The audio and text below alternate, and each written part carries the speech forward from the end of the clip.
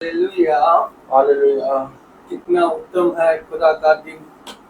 खुदा ने ठहराया आज का दिन, बहुत उत्तम दिन दिया है।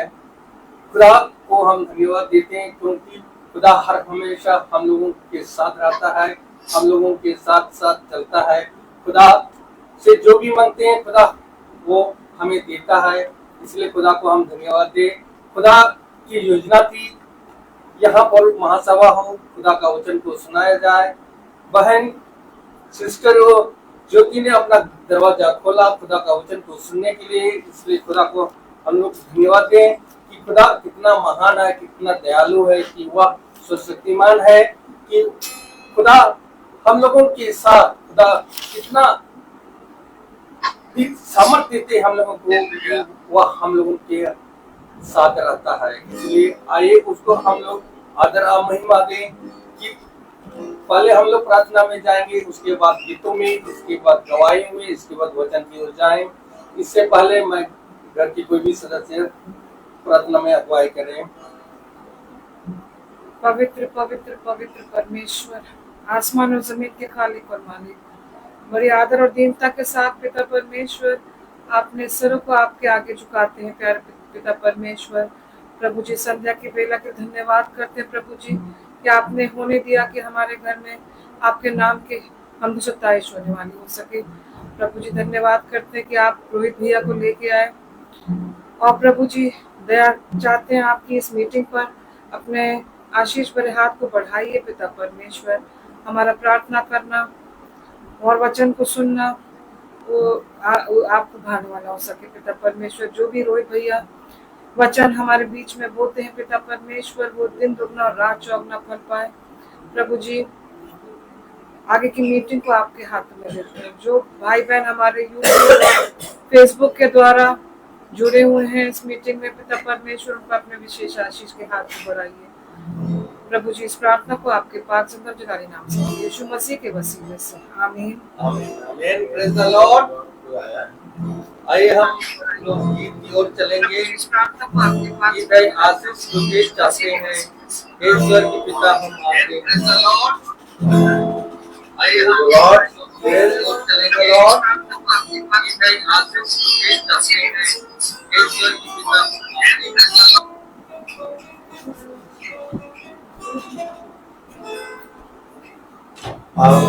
आशीष तुझसे चाहते हैं, ईश्वर पिता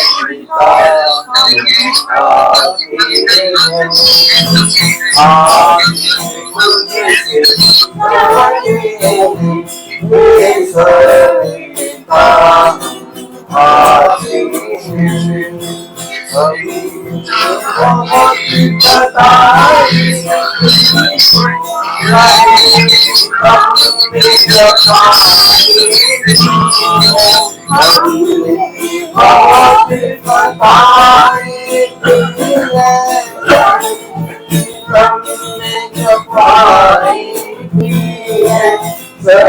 तुझसे चाहते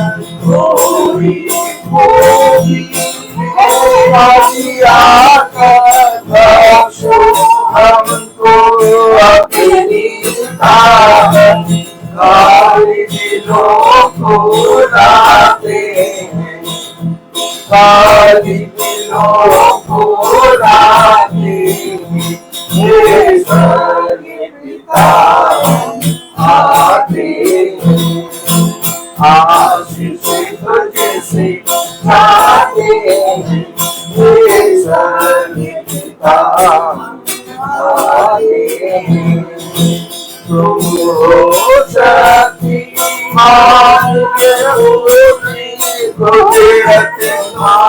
आशीष शादी यीशु शादी मानी प्रभु जी तुझे तुम्हारी शादी यीशु स्वर्ग जाते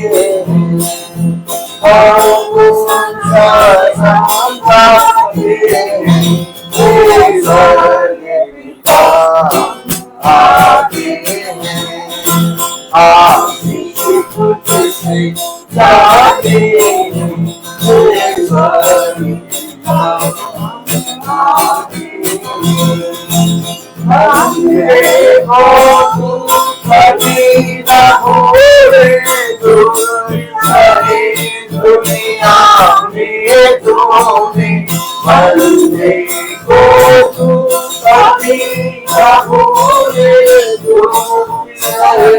दुनिया में तुम्हें उसी प्यार को चाहते उसी प्यार को चाहते हैं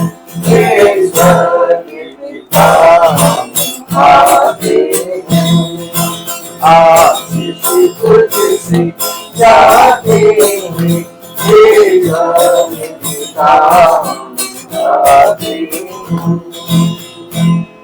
Praise the Lord. Hallelujah. अभी समय है गवाही का। कोई किसी का अगर गवाही है तो खुदा के सामने अपनी गवाही प्रस्तुत करें।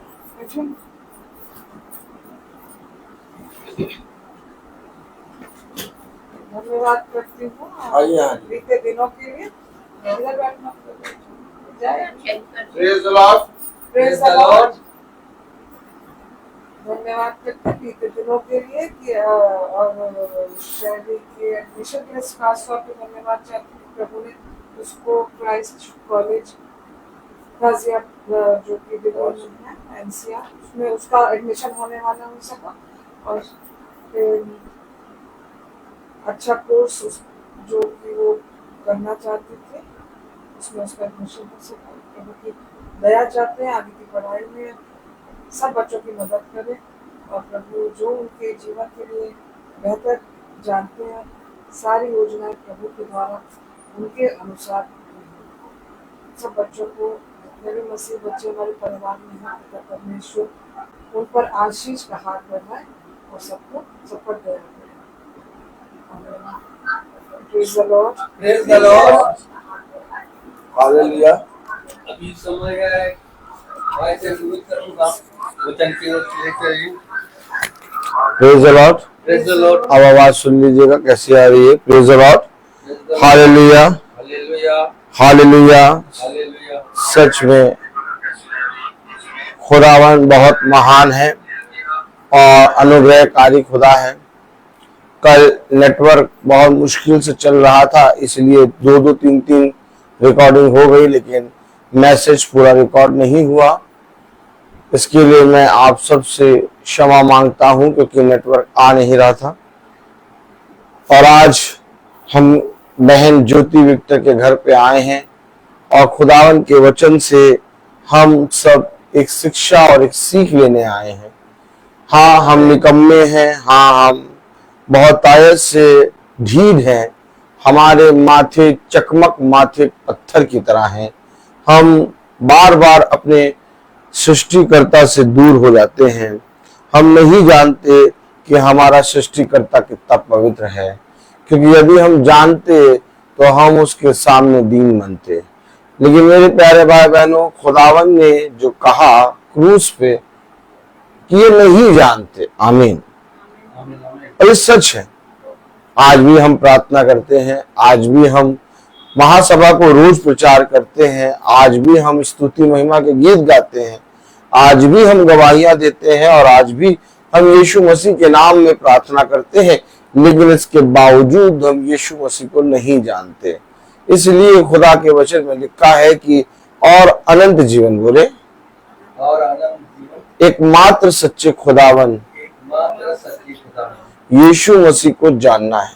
यीशु मसीह को जानना। अब आप बताइए, आज बहुत तायत से लोग कह रहे हैं हम यीशु मसीह को जानते हैं। आप बहुत तायत से लोग कह रहे हैं हम यीशु मसीह से प्रेम करते हैं। आप बहुत आयत से लोग कह रहे हैं कि हम दिन में 3-4 बार बाइबल पढ़ते हैं। आप बहुत आयत से लोग कह रहे हैं कि हम प्रार्थना सभा में बहुत आयत से हिस्सा लेते हैं। लेकिन मेरे प्यारे भाई बहनों, अगर हम ये जो बातें कह रहे हैं तो पिता का वचन झूठा हो जाएगा, क्योंकि मेरे प्यारे भाई बहनों, सच में हम नहीं जानते। आमीन। और हम नहीं जानते, इसलिए खुदा का आत्मा हमें हमारे पापों से छुड़ाता है और हम पर दया करता है कि ये नहीं जानते कि ये क्या कर रहे हैं। हाँ मेरे प्यारे भाई बहनों, आज जितना ज्यादा आप ये सोचते हैं कि मैं खुदा को जानता हूं, आज जितना ज्यादा आप सोचते हैं कि मैं यीशु मसीह की सारी बातों को जानता हूं, मेरे प्यारे भाई बहनों, हकीकत बात तो ये कि जो अभी उत्पन्न हुई है, आमीन, जो अभी अभी पिता ने अपने मन में से निकाली है, उनको कैसे जान पाएंगे? हम नहीं जानते कि आने वाले समय में पिता की इच्छा क्या है। इसीलिए पिता ने कहा अपने वचन में, आइए पिता के पवित्र वचन को आदर और महिमा देने के लिए अपने स्थानों पे खड़े होंगे और हम निकालेंगे याकूब उसका 4था अध्याय।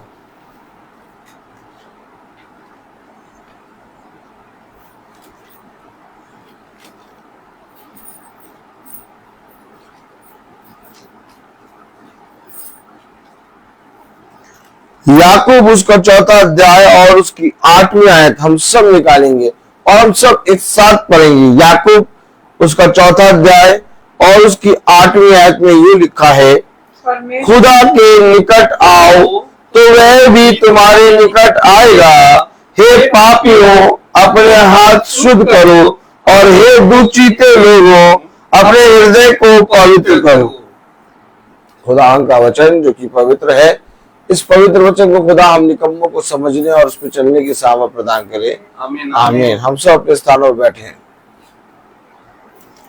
देखिए, हमेशा याद रखिए, हर एक मनुष्य का शब्द झूठा, परंतु खुदा का वचन सच्चा है। आज कहीं ना कहीं लोगों के सामने और लोगों को बीच में हम धर्मी और पिता के वचन का भय मानने वाले बनते हैं, लेकिन रियलिटी क्या है वो पिता जानता है। हमेशा याद रखें, हम बड़ा लोगों के सामने धर्मी और पिता के वचन को जानने वाले बन सकते हैं, लेकिन खुदा हमारे अंदर के मनों को जानता है। हमेशा याद रखें कि हमें एक ऐसे खुदा के सम्मुख जाना है जो सब कुछ जानता है और जो सच में जीवित है। मैं हमेशा कहता हूं मीटिंग में, हमेशा कहता हूं प्रार्थना में, तुम किसी मनुष्य के सम्मुख या किसी मनुष्य के सामने अच्छे बनने की कोशिश ना करो। थोड़ी देर तुम बैठ जाओ, ऐसे बैठ जाओ और अपने आप से पूछो, क्या मैं खुदा के सम्मुख प्रस्तुत होने के लायक हूं? जो इतना पवित्र है, इतना शुद्ध है, इतना बड़ा है, इतना सामर्थी है, उसके वस्त्र के घेरे मात्र से स्वर्ग भर जाता है।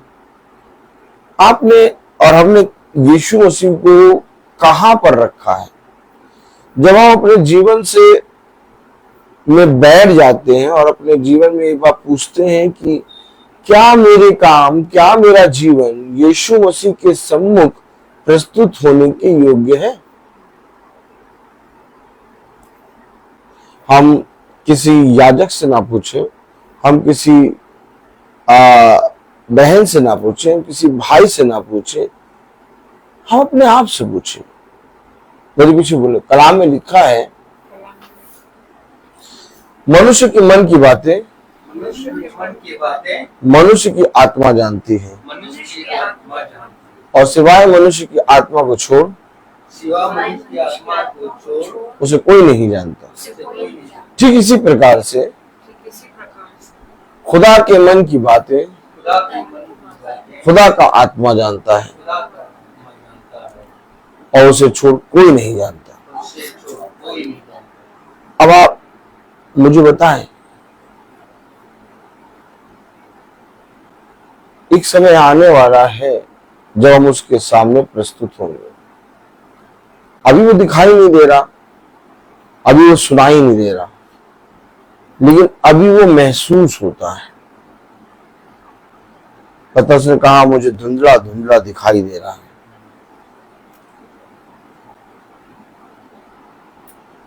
हम इस पृथ्वी पर कर क्या रहे हैं? छोटे थे, बहुत सी ख्वाहिशें थी, उन ख्वाहिशों को पूरा करते करते जवान हो गए। जवान हुए, बहुत सी ख्वाहिशें और बहुत सा विश्वास लोगों पर किया, बहुत लोगों पे विश्वास करके, बहुत लोगों पे फेथ करके और अपनी योजनाओं को, अपनी सारी चीजों को रखा, लेकिन देखा तो पूरी जवानी भी निकल गई। अब बूढ़े होने के कगार पे, तो अब बुढ़ापे में भी देख रहे हैं कि हमारे अंदर की वो लालसाएं, वो चीजें जो बचपने से थी अभी तक उफान मार रही है। हम करें क्या? याकूब उसका 4था अध्याय और उसकी 8वीं आयत में लिखा, खुदा के निकट आओ। ये क्या कह रहा? खुदा के निकट आओ। क्यों कह रहा निकट आओ?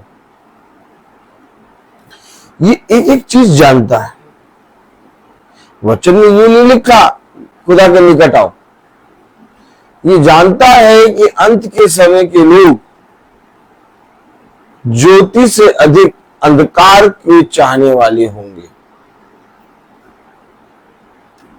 और वह जो मेरे वचन पे कान लगाते हैं, वह जो मेरे वचन को सुनते और सुनकर उसे ग्रहण करते हैं, वह भी भटकाए जाएंगे।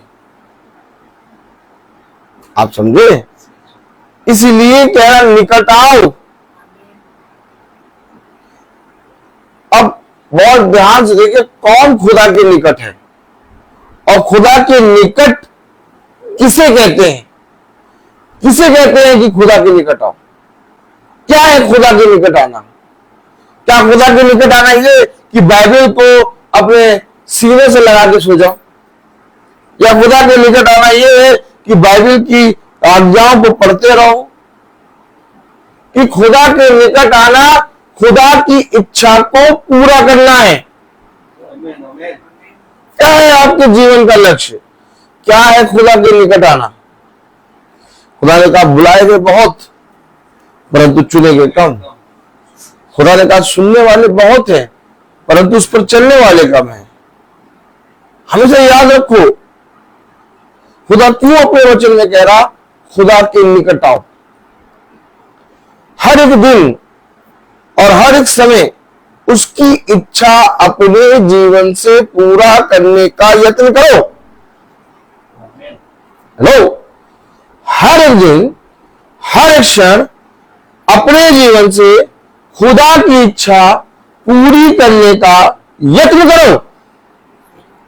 और जब तुम अपने जीवन से खुदा की इच्छा, उसकी योजना को पूरा करने का यत्न करोगे, तुम्हारे अपने चाहने वाले तुम्हारे विरोध में खड़े होंगे। हेलो, और ऐसा करके तुम उन्हें प्रसन्न करने के लिए, तुम उन्हें खुश करने के लिए खुदा के इच्छा को अपने जीवन से दूर कर दोगे और जैसा वह कहते हैं उनके अनुसार चलने लगोगे। हेलो, क्या है खुदा के निकट आना? क्या है खुदा के निकट आना? खुदा के निकट आना यानी इस संसार से दूर जाना।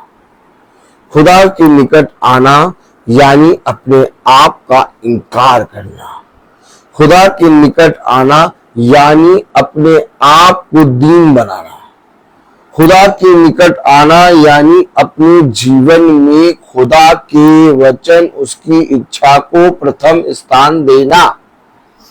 हो सकता है कि अपने खुदा को प्रथम स्थान और अपने जीवन से खुदा को प्रथम स्थान देने में तुम्हारी कई बड़ी बड़ी इच्छाएं मरे, लेकिन ये मरनाहीन जीवन है, क्योंकि जब तक बीज मरेगा नहीं तब तक जीवन नहीं आएगा। हमेशा याद रखना, कलाम में लिखा, वचन में लिखा, याकूब उसका 4 अध्याय और उसकी 8वीं आयत, खुदा के निकट आओ तो वह भी तुम्हारे निकट आएगा। अगर तुम खुदा के निकट आए, अगर तुमने उसकी इच्छाओं को अपने जीवन में करना शुरू किया, तो एक दिन ये होगा कि तुम उसकी इच्छाओं पर चलने लगोगे, क्योंकि वो तुम्हारे अंदर आ जाएगा। उसे कहा खुदा के निकट आओ तो खुदा भी तुम्हारे निकट आएगा, और जब खुदा तुम्हारे निकट आएगा तो तुम्हारे बिना कहे तुम उसके विषय में जानोगे।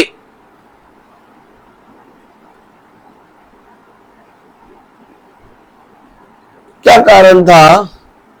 खुदा के अभिषिक्तों को मालूम होता था कहां जाना है, वे हर जगह नहीं जाते थे, वह हर जगह नहीं जाते। राजा भी बुलाता रहेगा तो नहीं जाएंगे, यहां तो कोई चपरासी फोन कर दे तो चले जाए।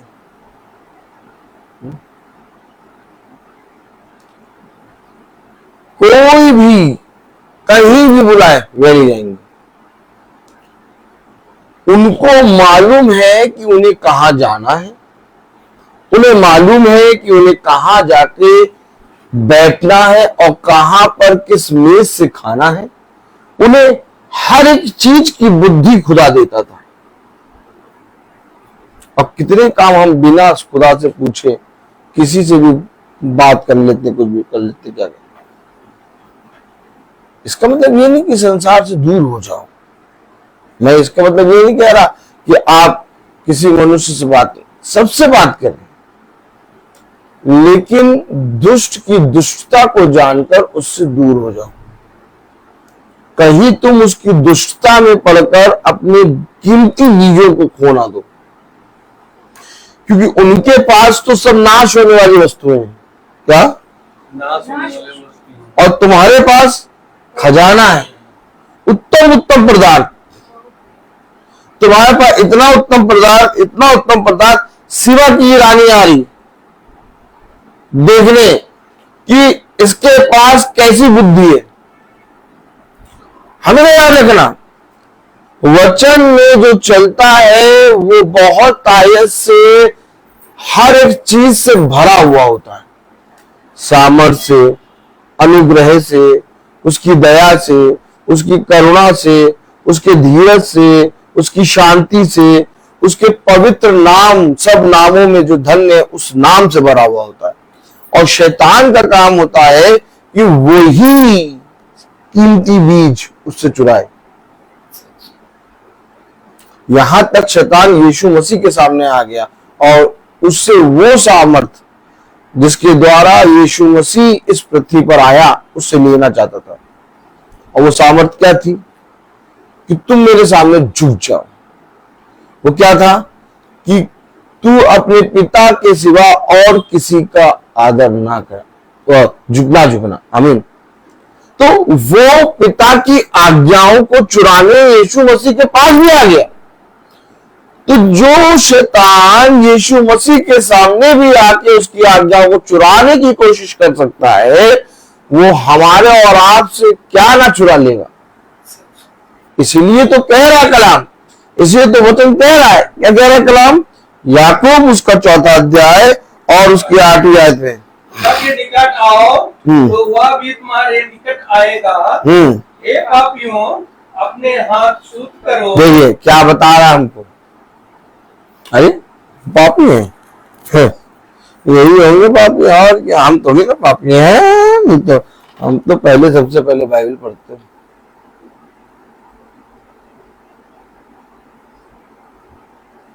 भैया देखिए कह रहा, हे पापियों, अपने हाथ शुद्ध करो। तो उसका ये जो शब्द लिखा है, ये शब्द उसकी देह है, ये शब्द उसका आत्मा है, ये शब्द उसका लहू। हमें कॉलिंग किससे कर रहा है? पापियों से। बुला किससे रहा है? पापियों से। आखिर क्यों नतनेल को देखते ही खुदा ने कहा ये सच्चा इजराइली है? उसको सच्चा क्यों कहा? इसमें कोई खोट नहीं, क्योंकि नतनेल एक जीवन को जी रहा है। आप समझ रहे हैं? एक जीवन को जी रहा है। स्वर्ग से जब वाणी आई तो वो 12 शिष्यों के लिए क्यों नहीं आई? उन 12 शिष्यों के आगे जो चल रहा है, ये मेरा प्रिय पुत्र है, इससे मैं अत्यंत प्रसन्न हूं, इसकी सुनो। तो उन 12 के लिए क्यों नहीं आई कि भैया इनकी सुनो, इनकी सुनो? बाद में इनके लिए बाद में अभिषिक्त हुए और बहुत आय से बाद में खुदा ने उनको लोगों के ऊपर प्रकट किया। लेकिन अभी यीशु मसीह के लिए वाणी आई, ये मेरा प्रिय पुत्र, इसकी सुनो। और यीशु मसीह ने जब नतनेल के सामने पहुंचा तो उससे कहा ये सच्चा इजराइली है। ये बातें क्यों हो रही हैं? क्योंकि हकीकत बात, हम पापियों में हैं और हमारे जीवन को बदल कर पिता शुद्ध करेगा। और जब तक पिता ही हमें शुद्ध ना ठहराए तब तक हम अपने आप को शुद्ध नहीं कर सकते। यहीं से कितनों की तो कटाई छटाई हो जाएगी, जो कहते हैं हम बहुत शुद्ध हैं, बहुत पवित्र, हम बहुत अच्छे। हमेशा याद रखना,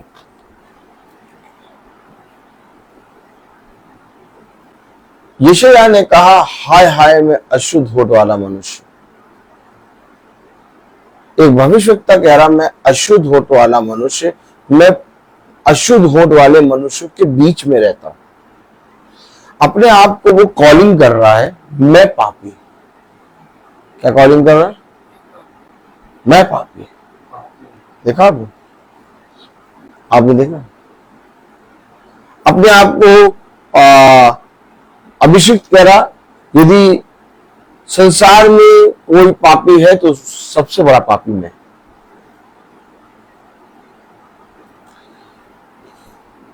ये जो कॉलिंग कर रहा है, कह रहा है याकूब उसका 4था अध्याय और उसकी 8वीं आयत में, खुदा के निकट आओ, खुदा के निकट आओ तो वह भी तुम्हारे निकट आएगा, तो वो भी तुम्हारे निकट आएगा।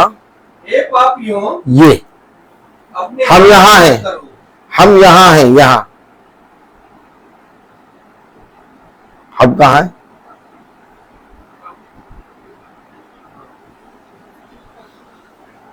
स्पेस देखा अपना? अपनी जगह देखी? नहीं भैया, हम तो वो वेदी के पास बैठते हैं, हम भैया हम तो सबसे आगे बैठते हैं। नहीं भैया, हम तो भैया वचन बहुत कान लगा के सुनते, कुछ भी कर लो। क्या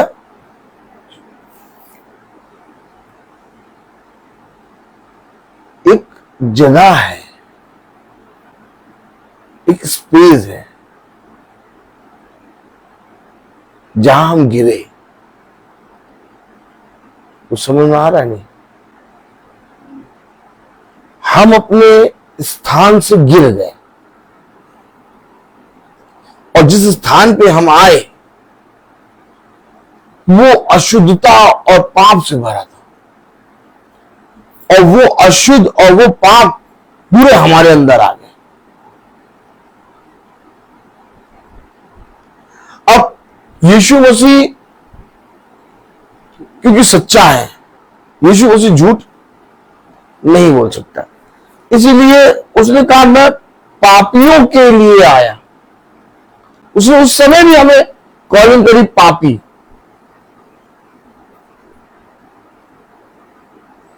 जब हम पापी ही थे। और अगर आज हम कहते हैं कि हम शुद्ध हैं, तो मेरे प्यारे भाई बहनों, हम अपने खुदा का इनकार करते हैं। क्योंकि जब तक हम देह में हैं, ये अवश्य है, ये पाप का कीड़ा जो खुदा की आत्मा के द्वारा नाश हो चुका है, वो कभी भी अपने दांत, अपना फन फैला सकता है। हाँ, यीशु मसीह का वचन, यीशु मसीह का बपतिस्मा हमें पापों से शुद्ध करता है, लेकिन हम जब तक शरीर में हैं तब तक हमारे लिए ये अवश्य है कि हम अपने आप को दीन बना के पिता के सम्मुख रखें। अचानक ये कीड़ा जग जाता है और एक धर्मी को भी अपने मार्ग से भटका देता है। ऐसा तुम्हारे साथ ना हो, इसलिए तुम इस पृथ्वी पर दीन बने रहो और अपने आप को चौकसी करो। हमेशा याद रखें, ये खुदावन जो यीशु मसीह है, ये खुदावन किसी चीज से प्रसन्न नहीं होता। ये केवल एक चीज से प्रसन्न और खुश होता है कि एक प्राण बच जाए, क्योंकि ये एक ऐसा खुदा है जो नहीं चाहता कि तुम नाश हो। बाकी जितने देवी देवता, जितने असंख्य लोग इस पृथ्वी पर आए, सब के सब नाश होने के लिए और नाश करने के लिए आए। क्यों? क्योंकि उनमें सत्य था नहीं। सत्य एक है, सत्य 2, 3, 4, 5, 6, 7 या करोड़ नहीं हो सकता। सत्य केवल एक है, और वो सत्य ये कि इस पृथ्वी पर केवल एक ऐसा खुदा है जो मरा और मर के जीवित हो गया, और ये बात सत्य और मानने की योग्य है। समझे वचन को? तो ये खुदा हमारे लोलो पोचो या हमारे करने से, मक्खन लगाने से ये खुदा हमारे पास नहीं आता। ये खुदा, इस खुदा के वचन में लिखा है, खुदा मनों को जांचता है। कहीं नहीं लिखा, किसी ने नहीं कहा कि वो मनों को जांचता है। ये मन को जांचता है, किस मन से तुम मेरे पास आए।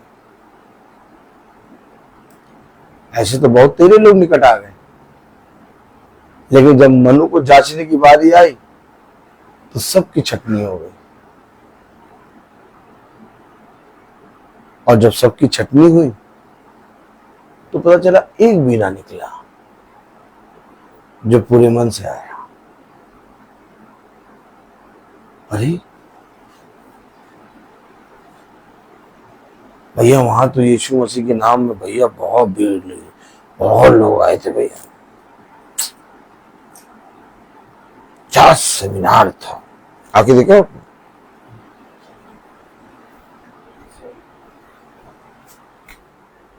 क्या सेमिनार था। अरे इतने लोग थे कि सबके सर सर नजर आ रहे थे।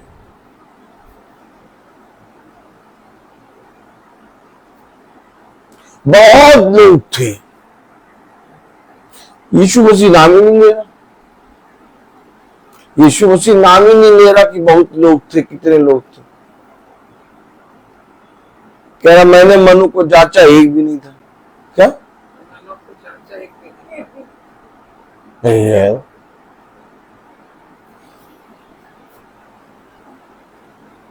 इतने हैं, इतने, किसी को भी पकड़ लो। कितने ढेर सारे लोग थे वहां पर, है कितने ढेर सारे लोग थे। हैं बहुत अच्छा लगा भैया। हाँ सच में,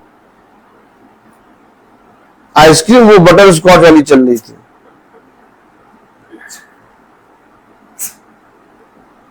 लाइन से एकदम बट रहा था खाना, और जितना खाओ उतना मिलेगा।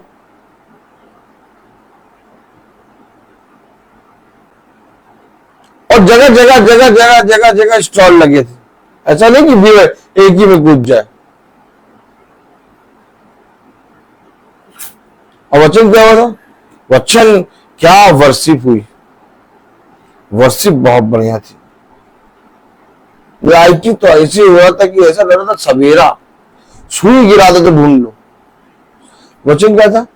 अरे भैया साउंड तो ऐसा था कि एकदम धम धम लग रहा था। वचन क्या था? बैठने का सब तरीका बहुत बढ़िया बना था। वचन क्या था?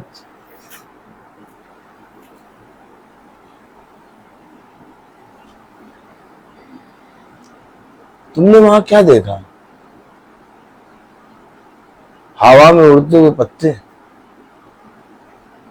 या हवा, या झाड़ियां? तुम वहां क्या देखने गए?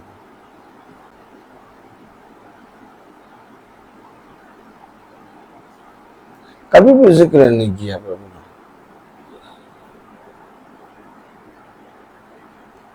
लाखों लोग, हजारों लोग उसके द्वारा चंगे हो गए, कभी भी जिक्र नहीं किया, चल दिया आगे। जिक्र केवल उनका हुआ जिन्होंने पिता के वचन को ग्रहण किया।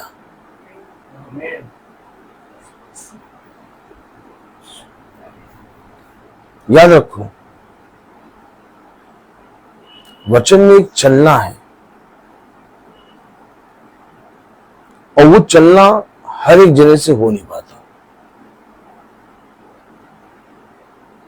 आपने देखा शिष्य उसके पीछे पीछे चलते थे, सब देखते थे, पूरा यरूशलेम देखता था,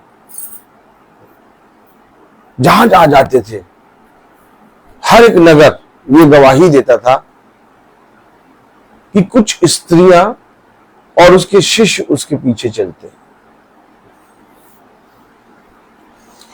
कोई नहीं पीछे चलता था, लेकिन सब कोई, जो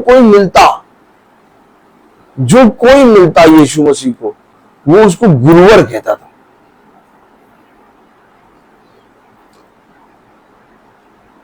ना कोई बोर्डिंग की पढ़ाई, ना कोई एमए की डिग्री है, क्यों? ना कोई उस बड़े कॉलेज से पास आउट। एक अनपढ़ भी आता था उसके सामने तो उसे गुरु कहता था, गुरुवर। और एक बहुत शिक्षा पाया हुआ आदमी भी उसके सामने आता था तो भी उसको गुरुवर कहता था। ओह माय गॉड, क्या करा था गुरुवर ने? आपने देखा?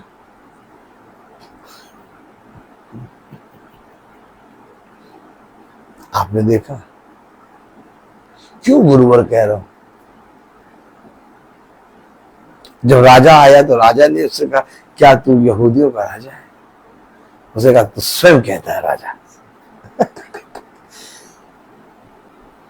उसके नाम को उसके पिता ने हर एक जने से आदर दिला रहा था, और जाने अनजाने में वे सत्य को बोल रहे थे कि तू गुरुवर है।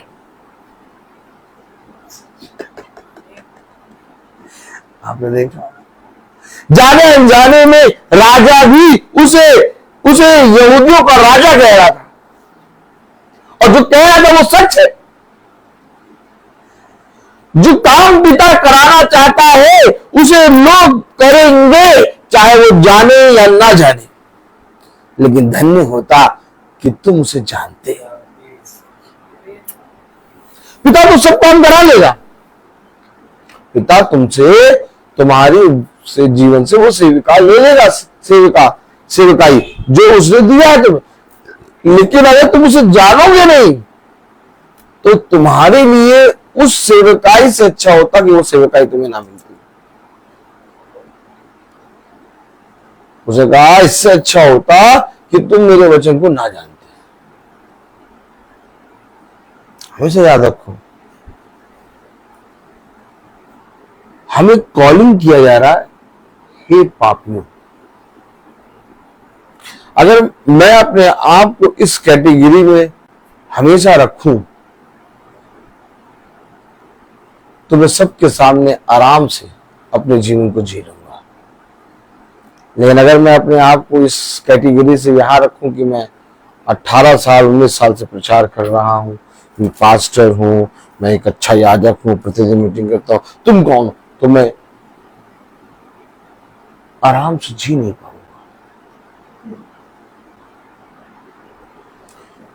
क्योंकि मैं चाहे जितना शुद्ध हो जाऊं, क्या, लेकिन मैं निकला उस पाप से हूं, और जब तक ये पाप मेरे जीवन से छूटेगा नहीं, तब तक मैं पवित्रता में बदलूंगा नहीं।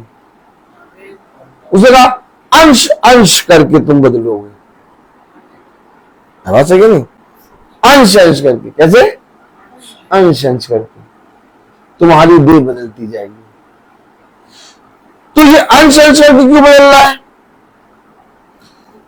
क्योंकि हम एकदम से शुद्ध नहीं हो सकते, हम एकदम से पवित्र नहीं हो सकते,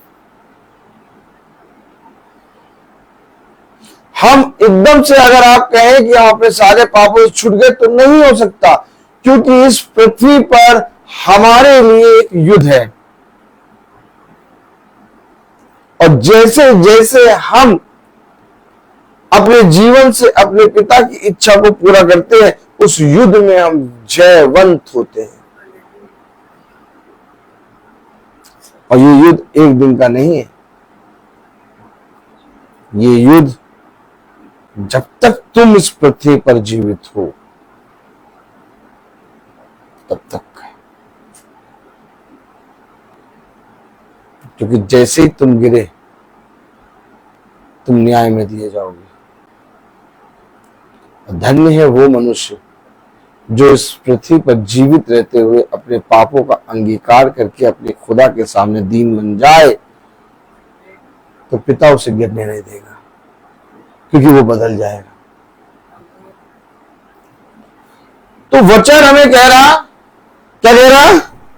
याकूब 4 और उसकी 8वीं आयत, खुदा के निकट आओ तो वो भी तुम्हारे निकट आएगा। हे पापियों, अपने हाथ शुद्ध करो, और हे दुचिते लोगों, अपने हृदय को पवित्र करो। अब ये कब तक करना मुझे? अपने हाथों को कब तक शुद्ध करना है? अपने हृदय को कब तक पवित्र करना है? कितनी बार हाथ धोते हैं आप? अभी हाथ धो लिया, सुबह फिर आपको नहाने की क्या जरूरत है? दिन भर में फिर आपको हाथ धोने की क्यों जरूरत है? आप कितनी बार हाथ धोते रहते, कितनी बार नहाते रहते, कितनी बार आप अपने आप को साफ करते रहते हैं? जरूरत पड़ती है रोज। तो जब इस शरीर को इतनी बार साफ करने की जरूरत पड़ती है, तो आत्मा को कितना जरूरत पड़ेगी? आप समझ रहे हैं वो कह रहा है? अगर हम हमारे हाथ धुल चुके, अगर हम शुद्ध हो चुके, तो फिर क्यों हाथ धो रहे हो? फिर क्यों नहा रहे हो? हमें मालूम है कि हमारे पिता की जो सामर्थ्य है वो हमें हमारे आज के पापों से शुद्ध करता है, हमारे आज के दुचिते व्यवहारों को दूर करके हमारे हृदय को पवित्र करता है। लेकिन कल फिर मेरे अंदर वो अशुद्धता उत्पन्न हो जाती है।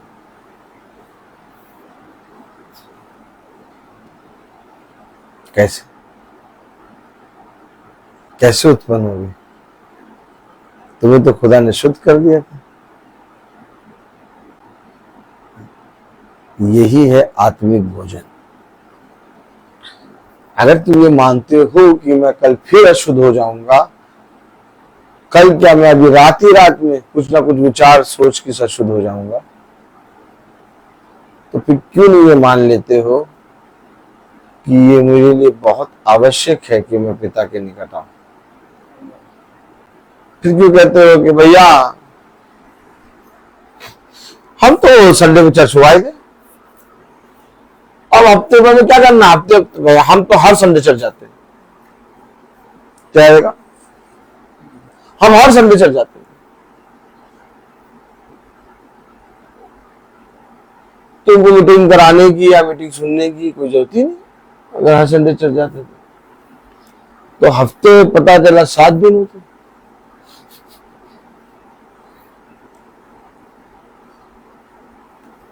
और एक दिन चर्च में आते हैं 1 घंटा 1.5 घंटा और कहते पूरे हफ्ते भर के पाप धुल गए।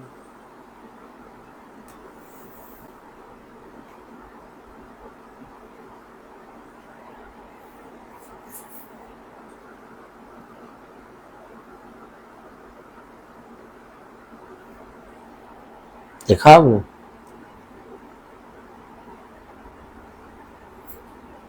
फिर क्या होता है? इनके बच्चे इन्हीं की बातें नहीं मानते। फिर क्या होता है? इनके घर के लोग आपस में एक दूसरे से क्रोध करते हैं। ये हफ्ते भर तुमने मौका दे दिया शैतान को, और शैतान ने हफ्ते भर में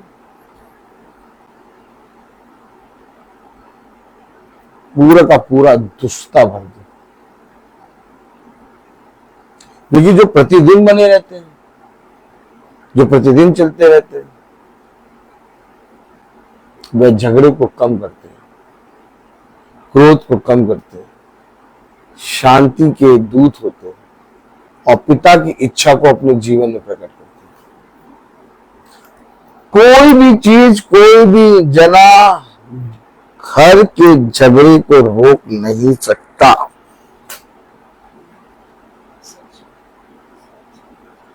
तो घर के झगड़े को कौन रोक सकता है? यहोवा घर को बनाने वाला है। और ये अवश्य है कि मैं रोज तुम्हारे घर को आके बनाऊंगा, रोज बनाऊंगा।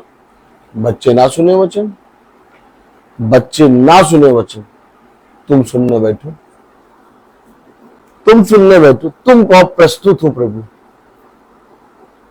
तुम एक नियम मान लो कि मुझे वचन सुनना है। तुम्हारे पीछे घर की रक्षा करेगा खुदा। आमीन आमीन। हमेशा याद रखो, उसने कहा यदि एक जना भी होगा नगर में तो नगर को क्षमा कर देंगे। तो अगर एक भी जना घर में धर्मी हुआ तो पूरे घराने का उद्धार हो जाएगा। आमीन। कब समझोगे वचन? अरे हम तो भैया बहुत चाहते हैं,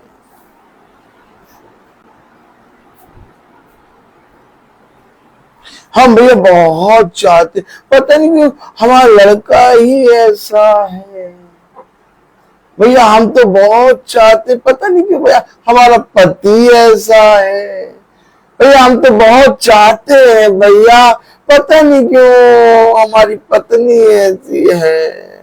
भैया हम तो बहुत चाहते हैं, पता नहीं क्यों हमारी बेटियां ही ऐसी हैं। बेटियां नहीं, कोई नहीं, तुम ही ऐसे हो।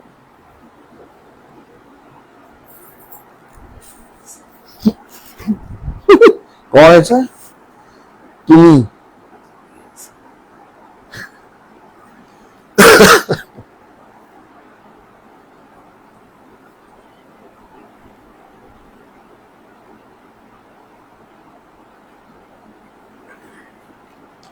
हमेशा याद रखो,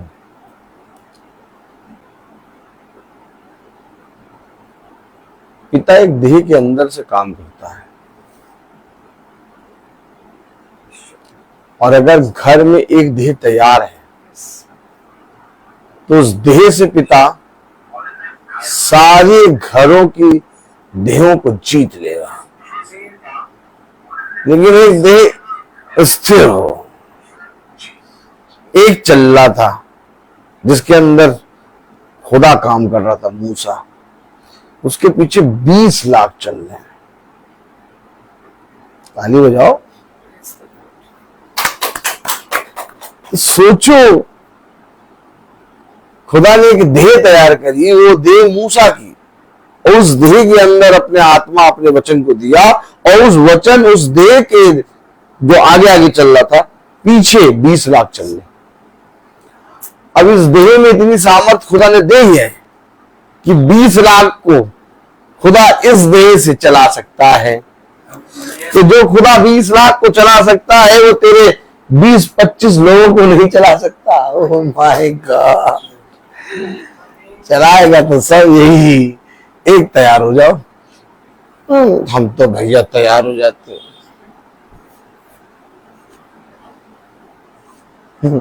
डंडा ले, क्या डंडा, तेल लगा ले, सबसे पहले इन्हीं की सुतैया करें।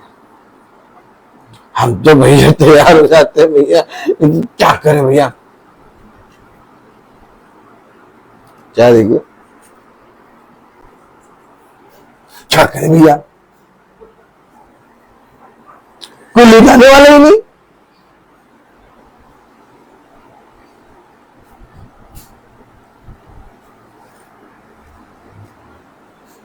खुदा कहता है ऐसा मनुष्य मुझसे कुछ भी प्राप्त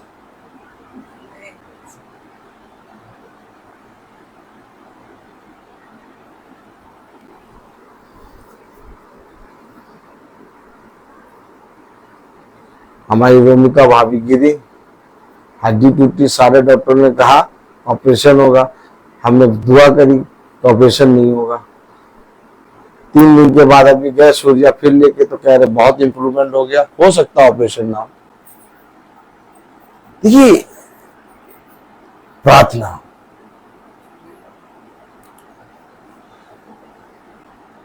हमेशा याद रखो ये पूरा झुंड है और इस झुंड में हर एक जना प्रार्थना करता है।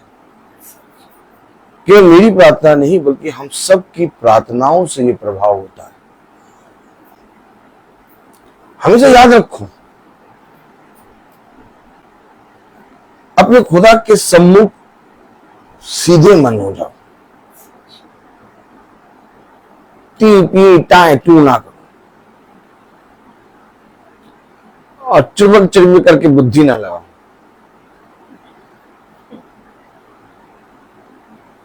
चुपचाप शांत होके ये मान लो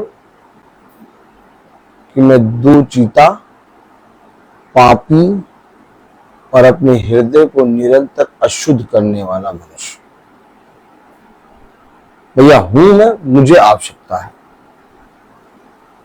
मुझे आवश्यकता है।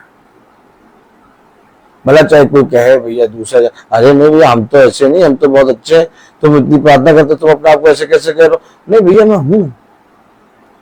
अरे तो भैया हम तुमसे काय प्रार्थना कराएं भैया, तुमको काहे घर बुला भैया, अगर तुम ऐसे दो चीते हो, वैसे अशुद्ध हो, व्यक्ति हो तो हम तुमको क्यों बुलाए? हम तो उसको बुलाएंगे जो बहुत पवित्र होते हैं। हाँ भैया वो कहते हैं हाँ हमसे बढ़कर कोई पवित्र है नहीं, हम उनको बुलाएंगे। हाँ तो उनको बुलाओ भैया, लेकिन मैं जैसा हूं मैंने तुम्हें बता दिया।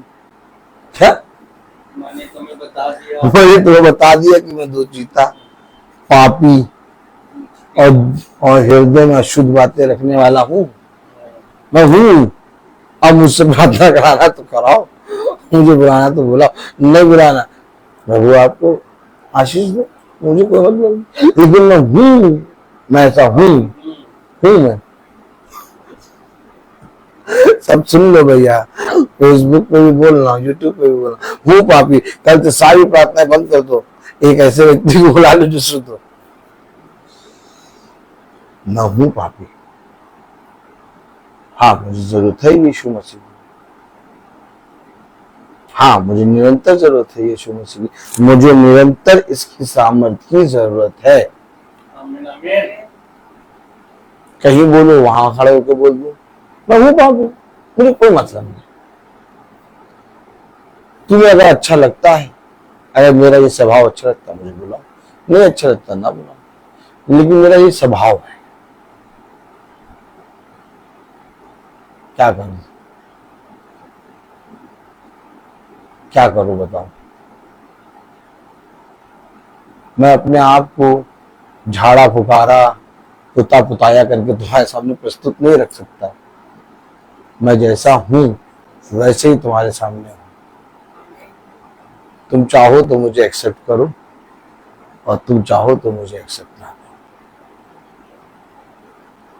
मुझसे ये नहीं हो पाएगा कि मैं अपने आप को झाड़ फूक के तो पोत ओत के लेके आऊं और मैं कहूं कि मैं देखो कितना पवित्र। मैं क्यों रोज महासभा करता हूँ, क्यों मैं रोज मीटिंग करता हूँ? क्योंकि मैं सबसे बड़ा पापी, इसलिए मैं रोज मीटिंग करता हूँ, महासभा करता हूँ, क्योंकि मुझे रोज उसकी पवित्रता की आवश्यकता है।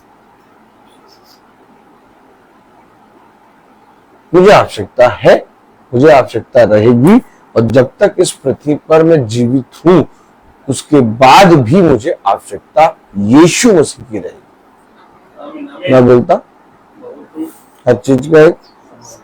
तो आइए हम प्रार्थना में चलेंगे, और मेरा निवेदन है भाई डैनियल से कि वो प्रार्थना में अगुवाई करें। प्रेज़ द लॉर्ड भाई। आइए हम लोग प्रार्थना में चले, अपने आंखों को बंद कीजिए और अपने आप को प्रभु के सामने समर्पित करें और उनसे प्रार्थना करें कि प्रभु मेरे विचारों को, मेरी जुबान को, मेरे सब कुछ को शुद्ध कर, ताकि केवल खुदा को ही अपना प्रभु मानो, खुदा के अनुसार करूं। जो खुदा की आज्ञा को पालन करता है वह खुदा में निवास करता है, खुदा उसमें। हम जानते हैं कि खुदा हम में निवास करता है क्योंकि उसने हमको अपना आत्मा प्रदान किया। जो शिक्षा आप लोगों ने प्रारंभ से सुनी, यदि वह आप में बने रहेगी तो आप भी पुत्र तथा पिता में बने रहोगे। प्रभु यीशु मसीह ने हमें यह प्रतिज्ञा दी, वह है अनंत जीवन। जो खुदा की इच्छा को पूरी करता है वह युग युग तक बना रहता है।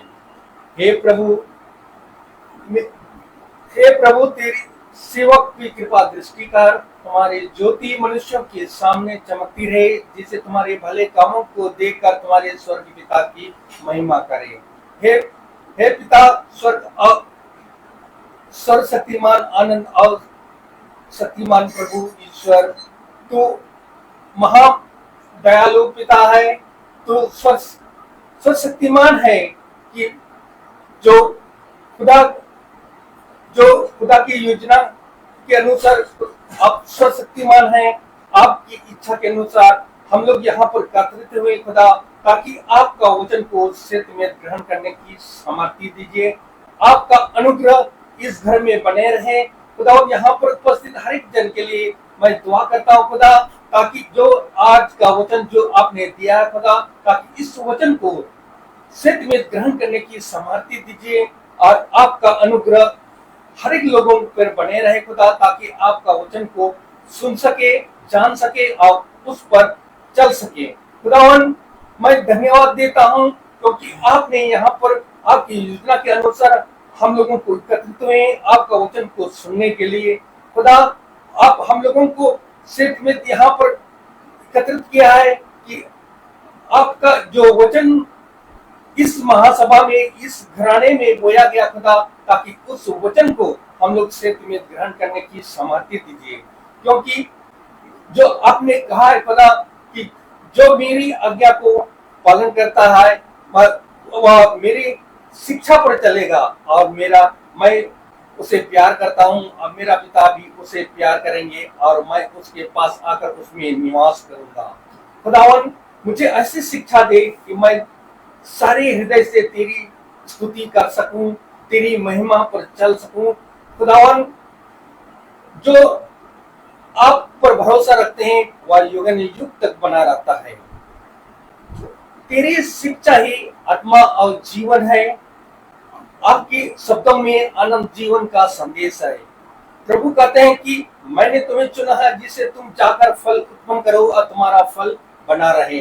खुदावन जो इस महासभा में जो वचन बोया खुदा कि हमारे आपके आत्मा के अंतरतम तक पहुंचता है, उसको ग्रहण कीजिए और उसके अनुसार चले। क्योंकि खुदा का वचन बहुतायत से दूरधारी तलवार है, वह हमारी आत्मा के अंतरतम तक पहुंचता है, हमारे मानों को भावों को प्रकट करता है। इसलिए खुदा सब कुछ उनके आंखों के सामने सब कुछ निरावरण और खुला है। खुदा सब कुछ जानता है। खुदा जो देखता है, समझता है कि खुदा के वचन को हम लोग उसको समझे और उसके अनुसार चल सके। खुदा मैं इस यहाँ पर उपस्थित जितना लोगों के लिए मैं दुआ करता हूँ खुदा, आज जो यूट्यूब फेसबुक में देख रहे हैं खुदा, उनको भी आपका अनुग्रह, आपका कृपा, आपकी समर्थ उन पर बने रहे खुदा, ताकि आपका वचन को सत्य में ग्रहण करने की सामर्थ्य दीजिए।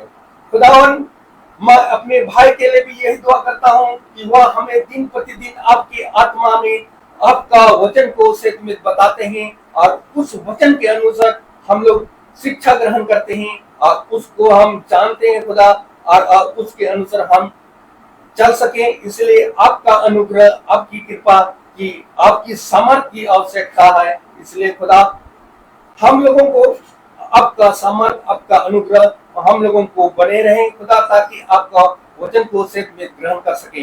मैं इस घराने के लिए भी यही दुआ करता हूँ खुदा, जो इस घराने में जो भी वचन बोया गया, जो भी वो वचन आपके आत्मा के द्वारा प्रकट हुआ खुदा, ताकि इस घराने में आपका अनुग्रह बना के रखे खुदा, ताकि आपका वचन को सत्य में ग्रहण कर सके।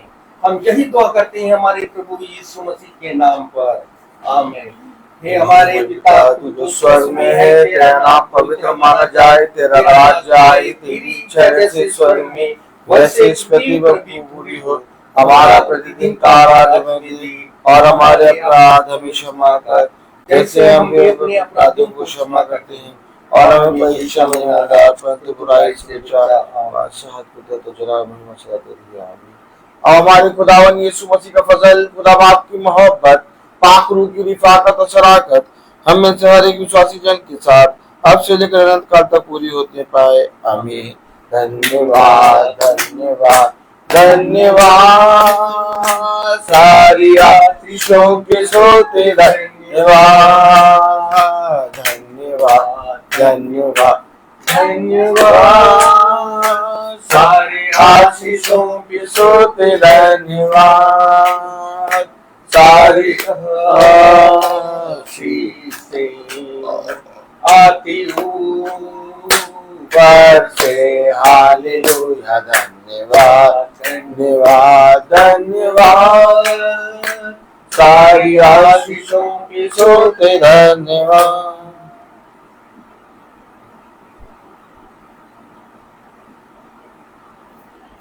सब भाई बहनों को प्रेज द लॉर्ड। सब भाई बहनों को सूचित किया जाता है कि कल की प्रार्थना, प्रेज द लॉर्ड भाई, प्रेज द लॉर्ड सिस्टर, कि कल की प्रार्थना, God bless you sister, praise the Lord sister, praise the Lord. कल की प्रार्थना बहन रेणुका कॉर्नेलियस, उनके हस्बैंड जो वहां रहते हैं, उनके यहाँ होगी। शाम को प्रार्थना होगी 5 बजे। सब भाई बहनों को प्रेज द लॉर्ड।